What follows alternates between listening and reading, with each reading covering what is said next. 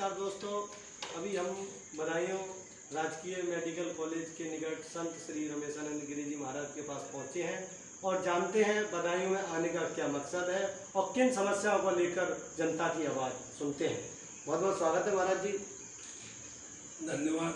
आपके ऐसे विचरण माध्यम से जन जन तक लोगों की आवाज़ पहुंच रही है, इसके लिए मैं आपको धन्यवाद करता हूं और आप ऐसे ही आगे जीवन में कार्य करते रहें।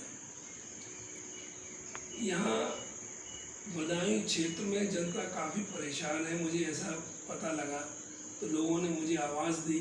उनकी आवाज़ को सुनकर मैं यहाँ पर आया हूँ और लोग अपनी आवाज़ को, अपनी तकलीफ़ों को मेरे सामने रख रहे हैं, जिससे कि उनका समाधान मैं कोशिश कर रहा हूँ पूरा तरह और समाधान हो रहा है। और यहाँ की जनता इतनी पीड़ित है कि ऊपर कोई सुनने वाला नहीं है, ना कोई क्षेत्र में कोई कार्य कर रहा है, ना किसी प्रकार का कोई किसी की परेशानी को ध्यान में रख रहा है। तो मेरे पास लोग आए हैं तो मैं भी उनका कार्य पूरा करने की कोशिश कर रहा हूँ और कार्य हो रहा है, उनको शांति मिल रही है, उनका काम पूरा चल रहे हैं और एक एक करके पूरा कार्य हो रहा है। बदायूं की जनता आपसे एक बात पूछना चाहती है कि आप बदायूं लोकसभा की तैयारी कर रहे हैं, ऐसा कोई राजनीतिक दल आपको सहयोग कर रहा है? ऐसा अभी तो कोई प्रोग्राम नहीं है, लेकिन ये है कि एक मानवता के नाते एक बीजेपी के मैं कार्यकर्ता हूँ। शुरू से ही हमारे परिवार में भी बीजेपी के कार्यकर्ता थे, तो बीजेपी के कार्यकर्ता होने के नाते मैं पूरे दिल और दिमाग से, शरीर से, तन मन धन से मैं पूरे सहयोग में लगा हूँ कि सामाजिक कार्य अच्छे हों और सबको सुख और शांति मिले। महाराज जी, आप एक संत हैं, संत को किसी पार्टी का कहेंगे, आप कह रहे हैं कि हमारे परिवार में भाजपा से आए हैं और आप भी भाजपा में हैं, लेकिन संत की क्या कोई पार्टी होती है? संत की कोई पार्टी नहीं होती, संत की कोई जाति भी नहीं होती। संत के लिए सब समान है।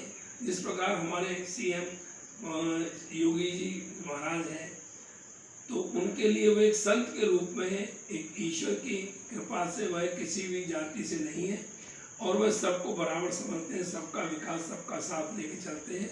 तो संत की कोई जाति नहीं होती, वह सबको समान समझता है और सबकी सेवा में रहता है। महाराज जी, जैसे कि आप महाराणा प्रताप चौक सुनी तब भी आप आए, कई जगह 15 अगस्त पे, 26 जनवरी पे कई आप प्रोग्राम लगाते हो।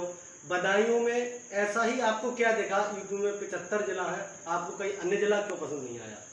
देखिए, ये तो ईश्वर की कृपा होती है कि आदमी कहाँ ईश्वर ले जाए उसको। ये कोई पर्सनल, जबकि मेरा कोई यहाँ कोई लेना देना नहीं है, ना मेरी कोई रिश्तेदारी है, ना कोई मतलब है। एक ईश्वर, ये उसका आदेश हुआ तो इधर बदायूं में आ गया।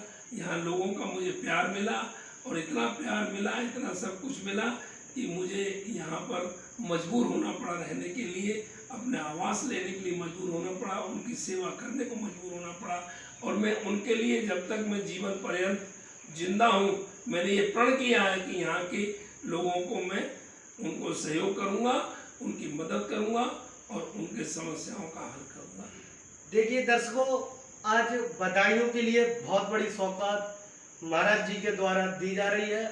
किसी भी प्रकार की समस्या है तो महाराज जी उसका समाधान करने का पूर्ण प्रयास करेंगे और ऐसे महंत जी के लिए अपने राजनीतिक दल या सांसद, प्रतिनिधि, एमएलए या विधायक किसी भी रूप में अगर आप मौका देते हैं तो महाराज जी के पास अभी कोई वजूद नहीं है। एक संत होने के नाते इतना बड़ा होता है और आगे किसी अगर पद का अगर उन्हें गर्मा मिलती है तो उस हिसाब से कितना बदायूं पब्लिक के लिए करेंगे। महाराज जी, अगर आपको किसी सांसद बना दिया जाए किसी पार्टी से तो आप अलग से कुछ और क्या करेंगे बदायूं के लिए?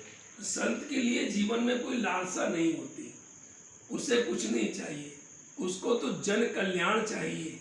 लोगों को दिल उसको जीतना है तो उनकी समस्याओं का समाधान होता रहे और जन कल्याण होता रहे, जनमानस का कल्याण होता रहे, सबकी इच्छा पूरी होती रहे।